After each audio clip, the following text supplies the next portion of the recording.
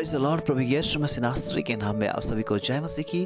परमेश्वर के महान नाम को धन्यवाद हो। परमेश्वर ने फिर से एक बार एक नया दिन को आपके और मेरे जीवन में जोड़ा है ताकि हम परमेश्वर के आशीष और अनुग्रह को अपने जीवन में अनुभव करते रहे और उसके नाम को ऊंचा करते रहे। आप सभी का रिवाइवल प्रेयर सेंटर चैनल में स्वागत है। डेली वर्ड आप तक पहुँचते रहेगी। परमेश्वर के वचन को आप सुनते रहे और आशीषित होते रहे। आज के मनन में हम परमेश्वर के वचन से देखेंगे कि शिक्षा कैसे प्राप्त होती है और महिमा कैसे आता है, और साथ ही देखेंगे हम विनाश क्यों कर होता है, कैसे लेकर आता है विनाश, और ठोकर कब खाते हैं। इन 4 पॉइंट को हम देखेंगे, शिक्षा और महिमा और गर्व और ठोकर। परमेश्वर के नाम को धन्यवाद हो। आज इस वचन को आप और मैं सुन रहे, इसके कारण यही है जीवित पाए जाते हैं। परमेश्वर की योजना आपके और मेरे जीवन में होना बचा हुआ है, इसलिए परमेश्वर को धन्यवाद करें और उसके नाम को ऊंचा करते रहें। आइए हम आज परमेश्वर के वचन से देखेंगे नीति वचन की पुस्तक, उसकी 15 अध्याय, उसकी 33वां वचन। इस जगह में इस प्रकार से लिखा हुआ है, यहोवा के भय मानने से शिक्षा प्राप्त होती है और महिमा से पहले नम्रता होती है। 2 बातें को हम देख सकते हैं, यहोवा का भय मानने से शिक्षा प्राप्त होती है और महिमा से पहले नम्रता होती है।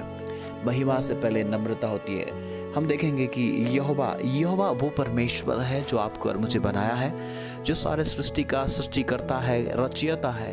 वो परमेश्वर आपको और मुझे बहुत प्यार करता है। इसलिए आपको और मुझे पाप से छुटकारा देने के लिए, हर प्रकार की परेशानियों से छुटकारा देने के लिए, निकालने के लिए, अनंत जीवन देने के लिए परमेश्वर ने आपके लिए और मेरे लिए अपने पुत्र प्रभु यीशु मसीह को भेजा, ताकि हम उस पर विश्वास करें और परमेश्वर के बेटा और बेटी बन जाए और परमेश्वर के अनुग्रह में बढ़ते रहे। आज मैं आपसे कहना चाहता हूँ, परमेश्वर बहुत प्यार करने के कारण से आपके लिए और मेरे लिए अपने पुत्र प्रभु यीशु मसीह को दिया, ताकि आप और मैं बच जाए, ताकि यीशु मसीह आपके लिए और मेरे लिए मर जाए इस समय पे, और मारा गया, गाड़ा गया और तीसरे दिन जी उठा आपको और मुझे धर्मी बनाने के लिए। इसलिए परमेश्वर चाहता है कि हम उसका भय माने। इसलिए परमेश्वर चाहता है कि हम उसकी आराधना करें। परमेश्वर चाहता है कि हम उसके करीब रहें। परमेश्वर चाहता है कि हम उसके बेटा और बेटी बनकर जीते रहें। हम इस वचन में हम देखते हैं, वो परमेश्वर जो सारे कायनात का प्रभु है, सारे भूमंडल का प्रभु है, किसी को भी परमेश्वर दुख में, परेशानी में और संकट में, क्लेश में देखना नहीं चाहता है। परमेश्वर ने संकट से निकालना चाहता है। परमेश्वर को क्लेश से छुड़ाना चाहता है। इसलिए यदि आप पहली बार सुन रहे हैं तो मैं आपसे कहना चाहता हूँ, परमेश्वर आपके जीवन की हर एक परिस्थिति को बदलेगा। परमेश्वर आपके जीवन की हर एक हालातों को सही करेंगे।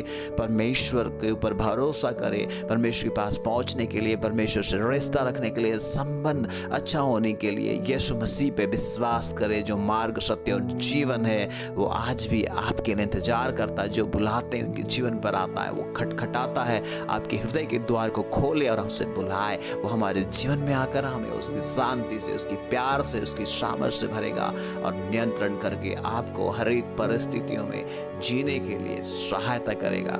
उनका सामना करते हुए, परमेश्वर पे भरोसा करते हुए आगे बढ़ने के लिए मदद करेगा। हम इस वचन के द्वारा हम देख सकते हैं, आज बहुत सारे लोग शिक्षा नहीं होने के कारण से, कौन से शिक्षा, संसारिक शिक्षा के बारे में नहीं कह रहा हूँ, बहुत सारे लोग शिक्षा नहीं होने के कारण से जीवित परमेश्वर को नहीं जान पाते हैं, जीवित परमेश्वर की ओर नहीं जा पाते हैं। और उस परमेश्वर का जो आशीष परमेश्वर ने दिया है, जीने का मकसद हमें दिया हुआ है, दुनिया में क्यों भेजा है परमेश्वर, दुनिया में रहकर हमें क्या करना है, कितने दिन, जितने दिन भी हम रहेंगे संसार में, हमें क्या करना है, इसके बाद क्या होगा, इसके बाद हमें कहाँ जाना, ये सारे शिक्षाएं उन्हें नहीं है। तो अगर ये शिक्षाएं पाना है तो उस परमेश्वर के करीब आना है, परमेश्वर की भय मानना है। अच्छी शिक्षा पाने के लिए, अच्छे बुद्धि पाने के लिए परमेश्वर की भय मानने की आवश्यकता है। परमेश्वर की भय यह है कि आप बुराई से अलग रहे, पश्चाताप करें, परमेश्वर के बातों को माने, उसकी बातों को सुने और परमेश्वर की नज़रों में जो सही है वो चीज़ करते रहे। और याद रखें, परमेश्वर की नज़र आपकी और मेरे जीवन पे हमेशा बनी रहती है। याद रखें, वो हमें शिक्षा देकर उसके साथ चलाने के लिए चुना है। मैं आपसे कहना चाहता हूँ, परमेश्वर की जब आप भय मानते हैं, आप शिक्षित हो जाते हैं, आप शिक्षा पाते हैं, आप शिक्षा पाते हैं। और वो शिक्षा है जो आपको बुराई से अलग करता है, वो शिक्षा जो आपको पाप से दूर रखता है, वो शिक्षा जो परमेश्वर के साथ में चलने के लिए सहायता करता है, वो वचन की शिक्षा है। और वो शिक्षा परमेश्वर की भय मानने से आती है।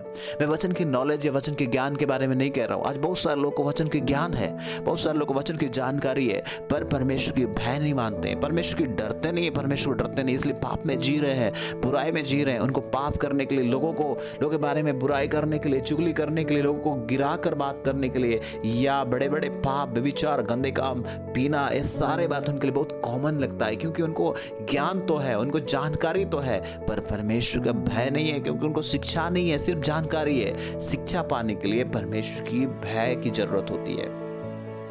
वो सोचते हैं जो जानकारी उन्हें है, मसीह जीवन में जानकारी, जो बाइबल की जानकारी है, उन्हें बाइबल की सच्चाई उनको पता नहीं है, पर जानकारी है। मसीह जीवन में परमेश्वर की भय जब तक नहीं आएगा, तब तक वो मसीह की शिक्षा को अपने जीवन में एक मसीह शिक्षित व्यक्ति नहीं बन सकते हैं और बुराई से और पाप से अलग नहीं रह सकते हैं।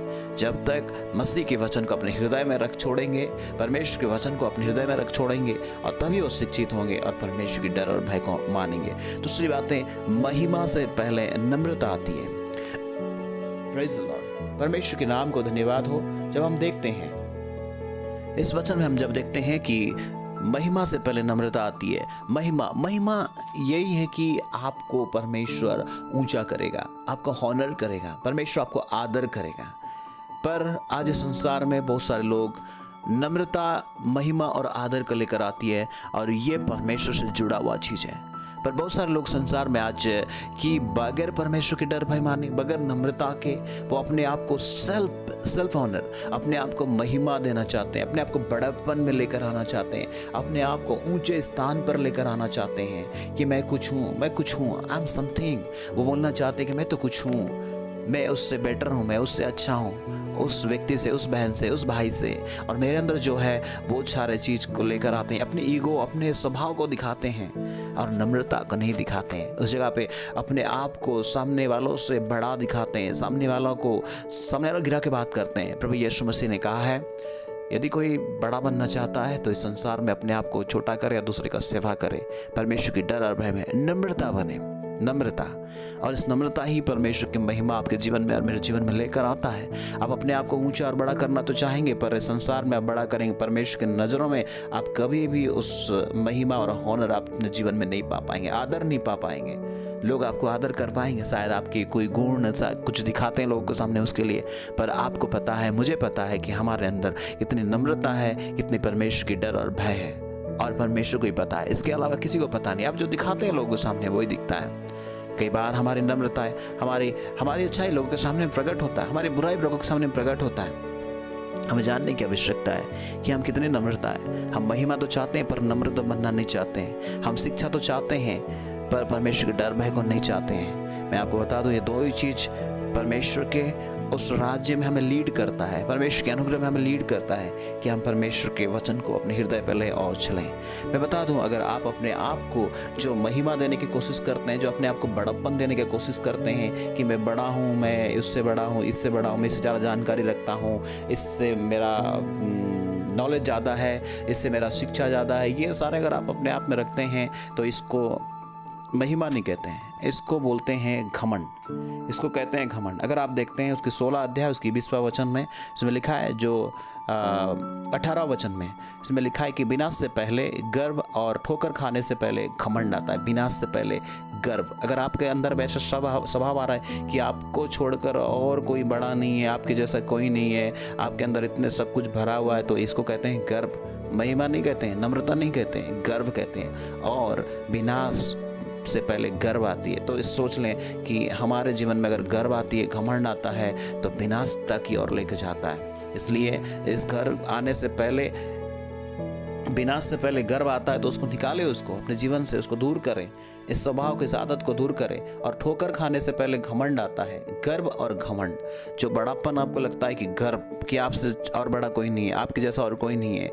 मसीह में भी आजकल ऐसे ही हो रहा है। कि आपके जैसे सेवा कोई नहीं करता, आपके जैसे चर्च में लोग और कोई नहीं है, भीड़ और आपके जैसे और कोई नहीं है, आपके चर्च एकदम सुपीरियर है, आप इस प्रकार की बातें आती हैं। हमारी चर्च ही सबसे अच्छा है, हमारे लोग ही सबसे अच्छा है और बाकी सब लोग एकदम पता नहीं कैसे हैं, हम ही लोग इस प्रकार की बातें भी आती हैं आज बहुत सारे लोगों में। मैं आपसे कहना चाहता हूँ, परमेश्वर को छोड़कर और कोई भी नहीं है, ना पास्टर, ना कोई लोग, ना कोई व्यक्ति। परमेश्वर ही है जो जिससे हम प्राप्त करते हैं सारी नम्रताएं, सारे ह्यूमिलिटी, सारे स्रोत वही है हमारे जीवन का, और कोई भी नहीं है। ना हमारे पास्टर्स, ना हमारे शिक्षक, ना कोई लोग, ना कोई व्यक्ति।